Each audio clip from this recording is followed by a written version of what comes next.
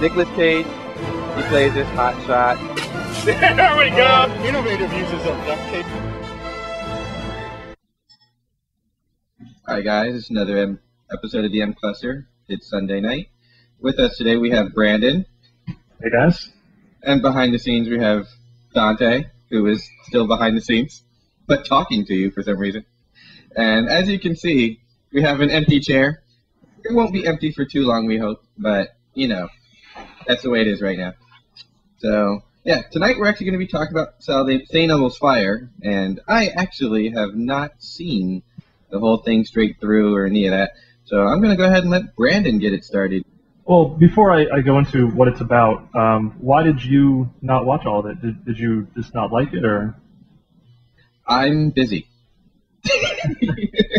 Like, I basically, like, I don't get a chance to watch all the movies like you guys do for the discussions, so nothing against the movie itself. I can't say one thing for it, you know, plus or minus. I don't watch all the movies. Thanks for outing me, Brandon. No problem. I thought it was okay. I did not love the movie. I didn't hate it. You know, it just didn't appeal to me overall. I found a lot of the characters to kind of be assholes. I feel like I wouldn't hang out with a good number of them. Maybe Kevin. I think Kevin was probably the best guy overall there. Because otherwise you have like a drunk, a stalker, and a cheater. Like, those are some awesome friends right there. I'd agree. Those are awesome friends. Like, I have those friends, like, all rolled up into one. I'm just kidding. I'm just making stuff up now. I don't know why I even said that. Uh-huh. Sure. So, or maybe I'm talking about you. We'll never know. Yeah, we'll never know. I don't know. I think that's actually why I couldn't get attached to any of the characters, because the movie is about life in general. Just a group of 7 friends. They have recently graduated college, and it's just I don't know. I think this whole movie takes place probably over a period of like a couple months. But I never got attached to any one of the characters except for maybe Kevin. And he was just a writer, and he was, at least in the movie, he was like an overall good guy. He was in love with. I did say it already. He was in love with what's her name? Demi Moore? Well, I couldn't remember her character's name. And no, he was not in love with Jules. He was in Jules, yeah, Demi Moore was Jules. He was in love with Leslie, Ali Sheedy. I know that name from somewhere. I feel like her name was mentioned in Family Guy at one point, because they make a lot of references to a lot of things. It could have been. She's been in a bunch of stuff. You know, Short Circuit, Breakfast Club. Just like Amelia Estevez was also in Breakfast Club. And Mighty Ducks. And Mighty Ducks. Who else was in Breakfast Club? It was Alex, so Judd Nelson. Not really. I think the character I hated least was Billy. Billy is a piece of shit. I hated his character and how Wendy still was in love with him the entire time. That's just crap. Like, she should have, like, dumped his ass so long ago. Is that a teddy bear?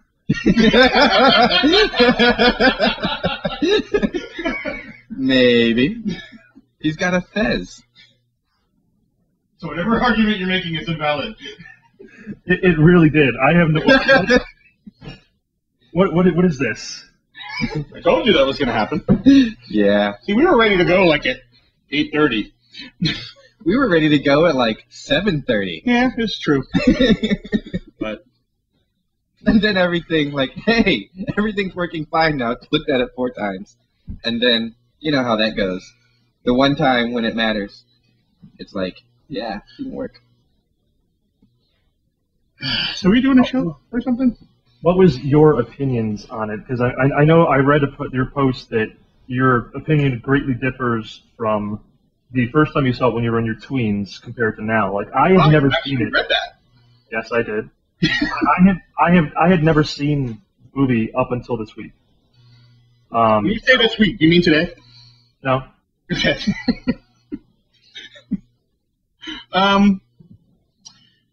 It was a very different experience. What was your experience when you were in your tweens? Because I know that if I had seen it in my tweens or earlier, I would probably have a very different opinion as I do now. I wanted to be these people. And if you did actually read the post that I wrote, it was... it wasn't just any one of them, it was all of them. It was all of them, yeah. I wanted aspects of all of them in my life. And, you know, I didn't necessarily want a drug problem, but I wanted to have people think I lived a nice life. I didn't, want to be a deadbeat dad, but, kind of... I want to say, like, that's what I mean. Like, he was, like, the trashiest character out of all of them. Yeah, I wanted to be responsible, like Alec, I could see the being responsible. Like, I wouldn't mind living that kind of lifestyle with, like, that huge ass place that he had. Right. But I wouldn't want to be like him. This isn't just a, teenager seeing something and wanting to be that. There's actually a connection because this movie came out the same year as Breakfast Club. Yeah, they both came out in 1985. And Breakfast Club came out first, so I watched these actors, a large part of the cast, as teenagers in high school and the relationships they developed and friendship and whatnot. Then later that same year, I watched these same people graduating college and dealing with whatever life was thrown at them at that point. So I actually saw them progress, and I was like, oh, I kind of want to do that. I want to be cool in high school, and then I want to go to college and, go out into the world and be cool like these people, right? I could see that. So I had not watched this movie since then, though. And I probably saw it 100 times when I was a teenager. But rewatching this movie, it was just really like, did he just try to rape her? Yeah, he did. He's an asshole. Yeah. Alec is sleeping around and ruins his relationship with Leslie. The girl who's obsessed with I can't remember his name all of a sudden. Billy. The girl who's obsessed with Billy. Just like, what is wrong with you? Why would you put up with this shit? I was like, she should have just not bothered with his ass way long ago. Demi Moore getting forwards on her salary and blowing it on coke, and like the comments she makes about credit. When they ask her, they're like, how are you affording all this stuff? She's like, this is why God invented credit for fabulous people like me. Not just credit, but also she kept talking about killing her stepmother, basically. Well, waiting for her stepmom to die. Her stepmother was going to die. It's not like she wanted to actively kill her. Well, she was talking about someone taking care of it for $500. She didn't mention that. Yeah. But Jules talked a lot of shit. Yes, she did. And it's just really interesting thing to think about. Just how different of an experience this movie was for me as an adult. Like if I could go back and converse with 13-year-old me, with 13-year-old me be like, man, you're fucked up. Like, I don't know how you got the way you are, but I don't want to go through that. You watched this when it came out? I watched this when it came out. Yeah, obviously I didn't. I would have been 2. Yes. So yeah, I watched this when it came out as a teenager, or 12, 13-year-old, and then probably when I was 15, maybe saw it a couple times, whatever, when it came on TV, but have not seen it since. Emilio Estevez also has huge issues in this movie. He's a stalker. He's a stalker. Yes, but and this is actually part of the conversation Dante and I were having while we were waiting for you to show up. There was, in the 80s, people would not have thought the things that they think about these people today. Like when he tried to force himself on Demi Moore's character, Jules, people would lose their shit if they put that on TV now. He drove into the mountains to where she was staying in a cabin just to yell at her. Yeah, back then that was like, oh man, he really loves her. Now it's That's like an issue. you have issues, yes. Yeah. Things have changed in the last 30 years. Just a little. Just a little bit, yes. Like if that happened to my friend, I'd be like, dude, are you crazy? You can't do that. There are certain things that back then I felt were very realistic that right now I'm like, are you stupid? When Billy loses his job and Alec finds out, takes him into the bathroom and stuffs his face into a toilet of a public restroom at a restaurant with college kids. Okay? This place had to have been nasty. Yeah. All right? They get up. He flips his hair back and says, it's okay, the wet look is in. Then they make a joke, and they hug and walk outside. If that had happened, I feel like there would have been a huge fight that broke out. Yes, there would have been punches, and, the friendship might not have lasted. Yeah, no. That. Not to mention the double pink eye. Yes. Well, no, maybe he got a split second to close his eyes tight. Maybe. But, me and my friends as children got into fights, and the next day we were over it. These are adults, grown-ass people, right? Somebody shoves my face into the toilet, we're fighting. We might make up later, but we're fighting. Yeah, I was surprised when Billy didn't hit him. That seemed unrealistic because that's fucked up. But there are also things, looking at it from a different perspective, they were kind of delusional. They were almost ridiculously hopeful. And the way they looked at their own lives was, it's like now I can look back and see, oh, wow, they really just don't know what's going on. But back then, that's your life. That's what's going on. That's what you feel is happening, The one scene where that's really, really evident, and I think it's a really good scene, is where Rob Lowe goes back to the college, to the frat house.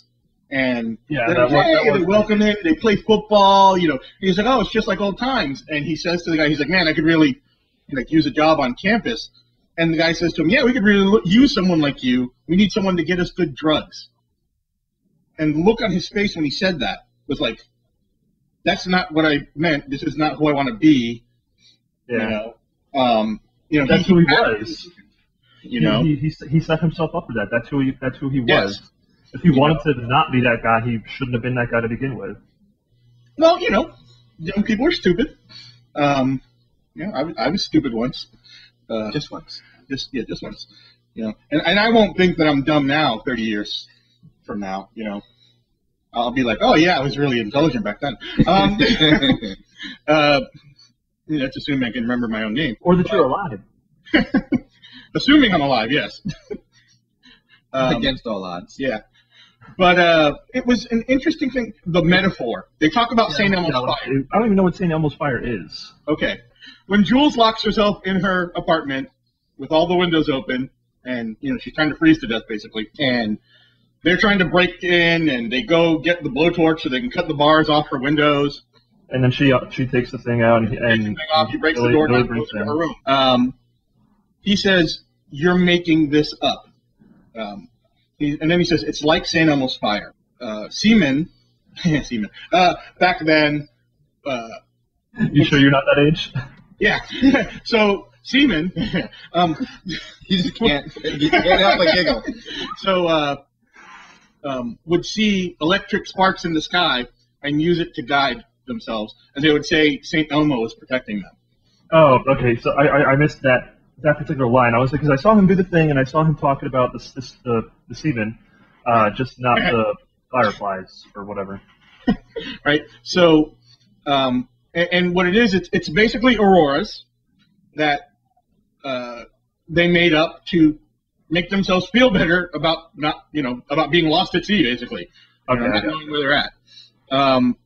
In more modern times, St. Elmo's Fire has become the patron saint of pilots, or really navigators, is who it originally is. And when aircraft fly through highly charged air, the plasma sparks on the hull of the aircraft, and they call that St. Elmo's fire, just like the sailors did.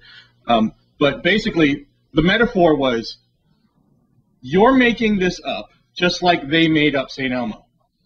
And then he actually looks right at the camera and says, we're all going through this. I mean, he's not breaking the fourth wall or anything. It's just, that happens to be the direction he's looking in. Although I can't believe that wasn't intentional. But I think the metaphor that they're all, they're lost and trying to find their way is a very, very loose metaphor for them to name the movie after it, and hinge it all on that one scene that they briefly gloss over. Well, I guess they were all making stuff up in certain aspects to make themselves feel better. I disagree with Slider about, it's so loose and it's so, almost inconsequential to name the movie after it. It's almost like the whole movie was kind of building up to make this point, however brief it is in the movie. Yeah, but you could have used any metaphor for that. It cheapens the metaphor, in my opinion, to do it the way that they did it. But it strengthens it to name the movie after it. I think I don't think so. It was inconsequential because I didn't even. Yeah, I mean, the fact that you could gloss over it is a problem. Especially, I think, so the whole St. Elmo's thing is kind of cool. I'm into aviation, though, so, maybe I'm biased.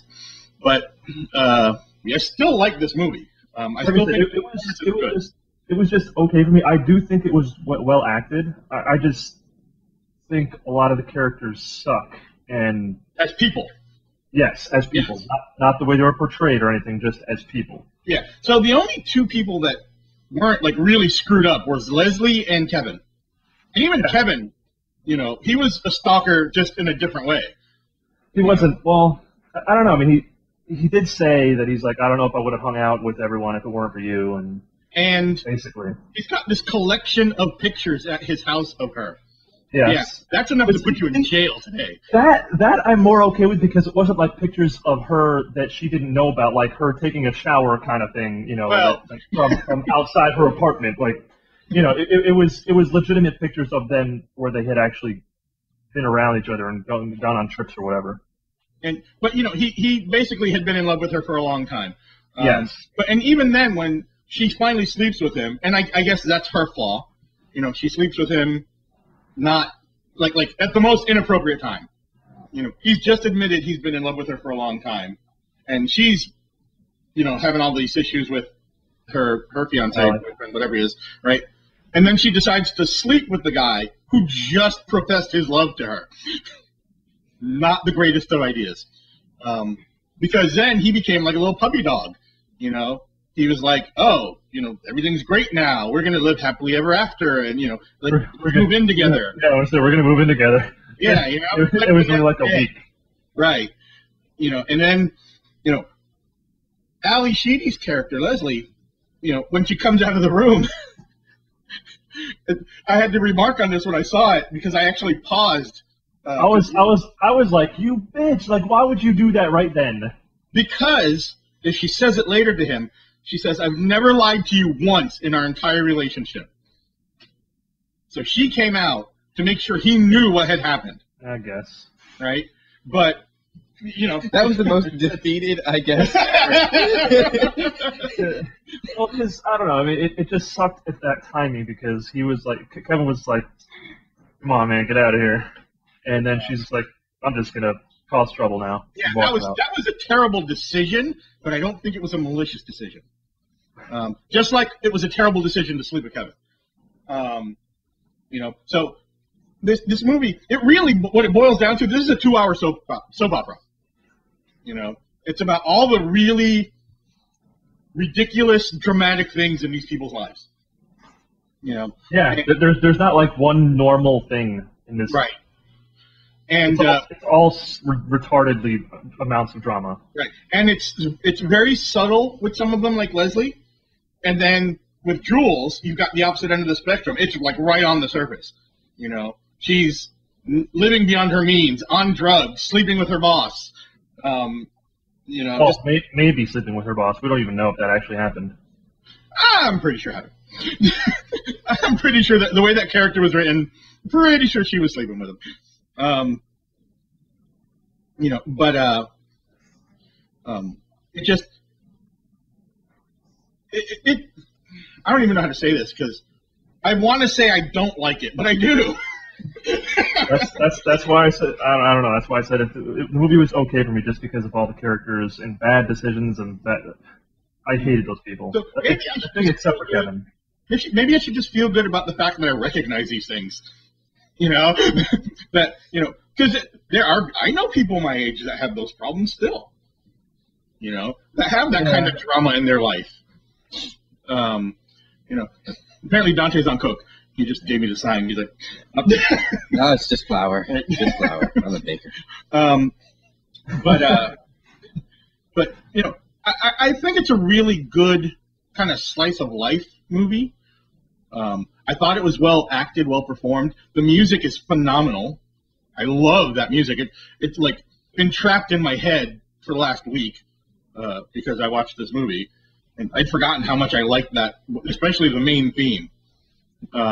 Which is kind of interesting because the person that wrote it didn't like his association with the movie because he was kind of a conservative.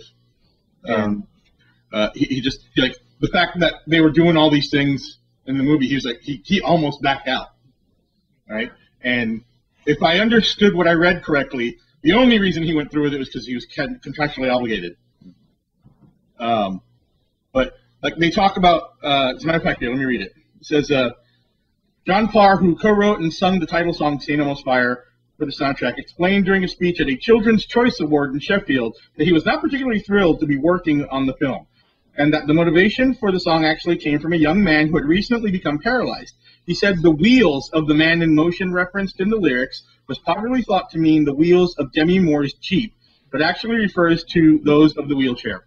Right? So he's like a big children's advocate, and he's got this.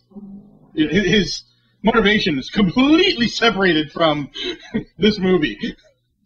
Although the song fits so well, a lot of 80s songs fit really well in their movies. Yes, Dante thought Andrew McCarthy was John Cusack, and I actually went through a lot. I was like, "Who's that? I don't know. Who's that? I don't know. Who's that? Oh, I know him. What's his name? I don't know." I could not remember Judd Nelson's name. Yeah, and then I said, "Oh, the one standing next." I said, "The one standing next to Demi Moore." He's like, "That's Demi Moore." I didn't even know it was Demi Moore either until I actually read the credits. I did not recognize her at all. What's funny about that too is like, I think I saw opening credits or something, so I kind of knew she was in it. But like, and I was in the other room working on some stuff, and I heard her voice and I recognized her. Yeah. Like, I recognized her voice, but when I saw her, I had no idea. So then, because I was being an asshole about it and laughing, he's like, that's like me saying this name to you, and I don't even remember what the name was. Melissa Joan Hart. Yeah, that. And the Sabrina the Teenage Witch. Yes. And I just kind of like, I know who that is. I was like, did he say he doesn't know who it is? I don't know. I do. I do know who that is. Yeah, I had no fucking idea. I watched Sabrina the Teenage Witch for its entirety. That wasn't the show you said, though. It was the other one. No, it was the other one. Clarissa explains it all. Yeah, but it turns out that Sabrina the Teenage Witch was the more appropriate comment, because I was actually making the comment about how old they are versus the ages they're playing. That was actually kind of interesting when we started looking at the ages of the actors. A lot of them were born in 1962. And then some of the, Judd Nelson was born in 1958, and Andy McDowell was born in, 62. No. Andy McDowell was born in 59. Hold on. 58, and then 58. Yeah. Judd Nelson was 59. Okay. Right? I'm checking. So, yeah. And I made the comment about how they're supposed to be graduating from the same college class, but this guy's like 6 years older than the other guy, Well, that's like, okay, when I graduate from people in a college class, I'm going to be like 15 years older. But you're in a very different situation. Okay. You're what we maybe would call 10 years. You're what we would call a non-traditional student. Okay. They have gone through their 4 years, the frat, and all this other stuff. The 1 year difference is okay. Well, you said 6. Yeah. Okay, that's a little. And the girl that was Kerbo's love interest, was only 4 years, older than him. And like in real life, but yeah, I was actually kind of surprised that like the ages they played were actually closer to the ages they were than I initially suspected. Right. I thought they were in this movie, not in Breakfast Club though. Right. Where they were playing high school students. Yes. Yeah, which is how the whole Melissa Joan Hart reference came up, because she was like 20-something years old, like 24, playing a teenager. Yeah. In Clarissa the And then Teenage by the time the series ended, she was like Clarissa the Teenage Witch. But overall, I still like the movie. I think of it very differently, and it does spark a lot of Memories? introspection. Just thinking about me then and now. I certainly don't admire the characters the way I did back then, but I don't think it's any less of a film. Because of it, and I think that's good. I think that shows that it stands up against the test of time. One other thing is that a lot of people think this is a damn it, why can't I come up with his name now? Oh yeah, director, Breakfast Club. All right, we're gonna have to go through this. Is this how we're doing this now? All right, it's a race, Brandon. John Hughes. It's clicking. Yeah, John Hughes. You Yes, beat me to it. Thank you. All right. I don't know why. That was the most boring race ever. Yeah, I suddenly couldn't remember John Hughes' name. He's like only the biggest name in movies during my teenage years. But a lot of people think this is a John Hughes movie. It's not. It's a Joel Schumacher movie. Yeah, that was the other thing. I would say I don't really like Joel Schumacher. So teenage years, I would still apply. Okay. Yeah. Because I was gonna say, are you sure it wasn't Lucas? No, I'm pretty sure it wasn't Lucas. Although Jedi did come out around the same time, which is my favorite Star Wars movie. Well, whatever. But I enjoy it, and I think I would like to watch this with my nephews, and see what they think. Let's hope they find horror in the scene where he almost rapes the girl. Yes, and if he doesn't, or if he kind of thinks about it the same way I thought about it when I was their age, Slap him. No, not slap him. Just discuss it. I know. Man, I'm old. I don't want to be a man. Fuck this. Bullshit. So who would you replace with Sam? I hadn't even thought about this. John, you go first, Brandon. Samuel L. Jackson? Yes. Billy. Yeah, I can see that. Especially when he drops his keys in his pants. That would be hilarious for Sam Jackson to do that and just look at her with the one eye. With the one eye, yeah. Come on. Except I think Sam Jackson probably would have talked her into it. He's looking up. Come on, girl. Get in here. Gosh, who would I be? Why I have trust issues. Yeah. I don't know. Wendy? The Virgin? Oh. Because I just want to see him wearing those, I said she looked like strawberry shortcake in one. Yeah, but the scene where you didn't see this, I don't think, but the scene where her and Billy kind of have their falling out. He's making fun of her underwear because she's wearing what I guess would be the equivalent to Spanx today. They come down to almost her knees, and they're tight. They're like bloomers. Yeah, they're kind of like bloomers, except an evolved version of bloomers. So just to see Sam Jackson wearing those would be worth it. Okay. And so how is this movie like Gladiator? You don't know because you didn't watch it. The parts I did see, I was actually when I was like, oh, I got to be thinking about this, so I did. And there's a lot of really messed up relationship issues in both movies. That is true. Come on, you got Commodus and the sister thing. You got Commodus and his father. You got Maximus dealing with the his wife is dead, Yeah, but he's still kind of interested in this other girl, but they don't really. What I'm getting at is, I think what they were going through in Gladiator is far worse than what they were going through in this movie. So, but that's my answer. Yeah. There's some serious relationship issues in both movies amongst many characters. oh man, You can't deny it. you're right. That's terrible. Now I kind of want to go back and make a movie, like remake Gladiator, but with these actors. Who would be Maximus? Alec. Alec? Yeah, he was clearly the alpha male. He was clearly the alpha male. Yeah, but I couldn't see Judd Nelson as that. Billy would be Commodus because he's a piece of shit. Yeah, I could see that. Kevin would be Commodus's father. Who's Kirby? Kirby, whatever. Kirby. He's Emilio Estevez. Yeah, I know. Who would he be? The kid.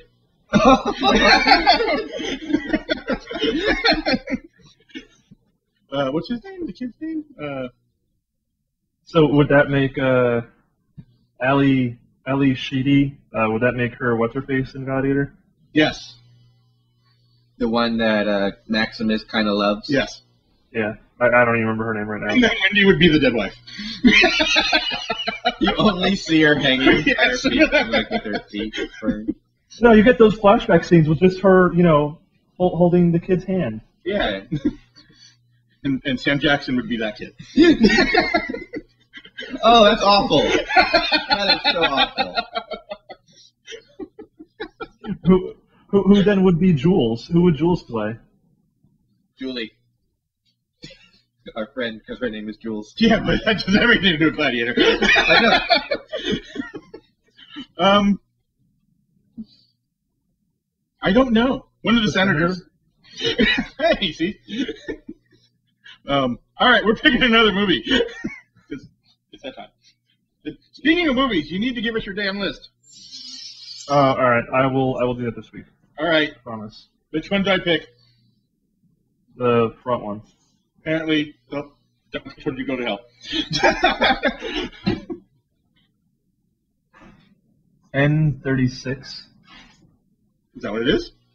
35. He just hands it to me like I haven't seen it yet.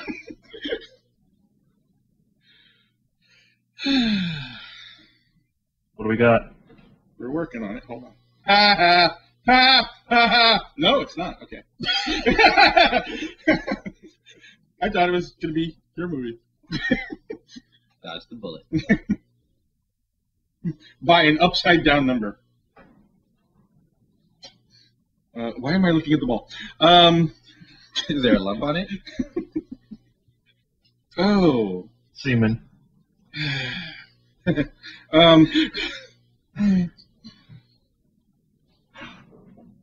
Titan AE. Yeah. I'm not really excited about that. I was going to say you don't sound excited. Have you seen the movie before? I think so. Is this the one that has the Karate Kid in it? Along with his dad? Ralph Macchio? No. Hilary Swank? No. What Karate Kid are you talking about? I can't tell if you're making this joke as an actual statement or if you actually are being serious. No, You it's, didn't- Yes. Yeah, no, I was being serious. Okay. So you. it's got Matt Damon in it. Matt Damon. I think I've seen it. Are they like space pirates or something? Kind of. Yeah, I guess I'll find out. It's animated. Yeah, I know. That part I did know. All right. After Earth, 2013. That's Yes. got Jaden Smith in it. Okay. Yeah. So Brandon lied to you. Wait, what? How did I lie? Titan AE is not After Earth. After Earth is that AE. stupid movie Yes, that he made with his dad. Yeah. That's what I said. That's what After Earth is, but Titan No, AE this is an animated movie. Okay. From What like does the AE and Titan AE After Earth. Okay. I'm pretty sure. It Right? is. It is Titan After Earth, Oh. but It makes perfect sense why I would come to this conclusion. Okay, that's all I wanted. Talked about a lot. But it's not that movie. Count this the next show because I'm done talking about it. All right, so that's it. Titan AE next week. Tin O's Fire today. This is kind of a boring send off. So I don't know. That's a wrap.